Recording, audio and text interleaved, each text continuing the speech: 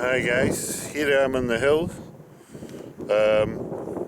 Hope you can hear me alright. The wind's quite strong, but it's coming that way away from the mic, so it should be alright. This is the view I'm watching. See the wonderful god rays there.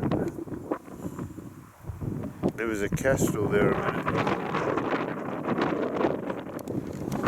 Wonderful. So today I wanted to talk to you about the value of whittling.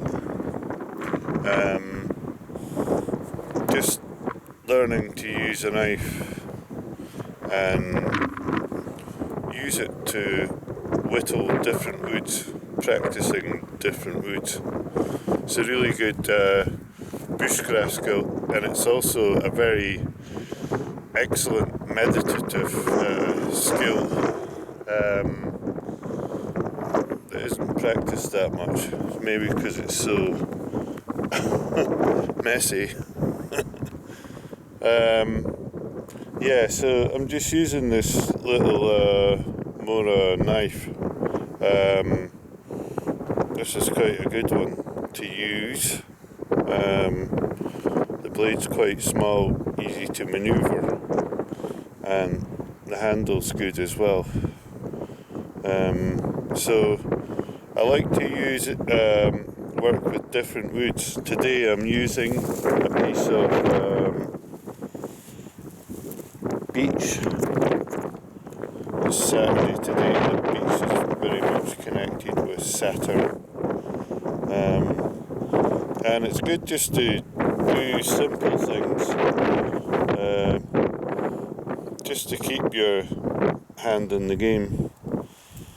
I've just taken the edge off the top of that, put a ring on there, or even just scrape the bark off. You can see the grains in the wood from the way the bark's been sitting on the actual wood. This one's really quite hard, so it's quite an action to whittle with. And if you're using it up here in the hill, it's really good, particularly when you're starting out, to have a first aid kit with you, just in case you cut yourself. And also the other thing to remember is keep your knife really sharp. So it does, the good thing about, I like using these steel, the hardened steel blades, because they're easy to keep a edge on, and it's also great practice to sharpen your blade, keep it sharp when you're whittling. This doesn't really hold the edge too long. Once you're using it in something like this, which is a really hard wood, you can see how difficult it is to feather up. Look at that. You can see it there. And it's just the patience of working with the blade like that, taking off these wee bits. The other thing it teaches you is patience. The other thing that I find really useful about it is it really teaches you about the quality of the different woods, particularly when they're green. This had been next to impossible to work when it was seasoned, so it's best to work with them when they're green. If they're seasoned, sometimes it can be really tricky to work. Yeah, so the other thing it's really helpful for is when you're stressing about something. It's a really great meditative practice to earth yourself. When you're using a computer, it's a great antidote to that. Yeah. Yeah, it's great when you're worrying about something. You can just kind of let go and get into the creative process of forming the wood.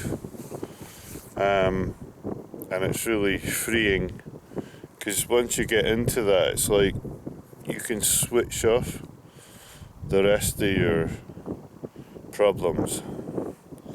And that's another great thing about working this sort of craft. Yeah, it's basically a fantastic craft to work.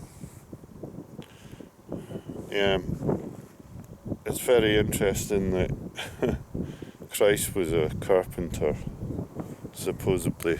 So that's another thing to bear in mind when you're working with the wood. And the other thing I like about it is it's so approachable. You can have something with you. You can have a piece of wood in your, like a spoon you're working on or something, in your bag. The other thing about the spoon work is what you can do is you can freeze the work if you've not finished it, so it doesn't season off and go hard. And then take it out when you want to work on it. So yeah, I wanted to share that with you because it's important.